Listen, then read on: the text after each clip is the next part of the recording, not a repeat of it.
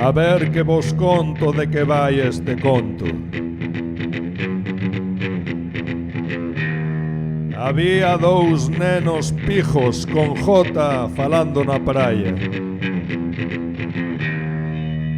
Un deles queixábase dos seus problemas familiares, mentres o outro escoitaba. A uns metros dali, un neno galego, con fins científicos, estes dous nomes alcumaba: o berberecho Mailo Boquerón.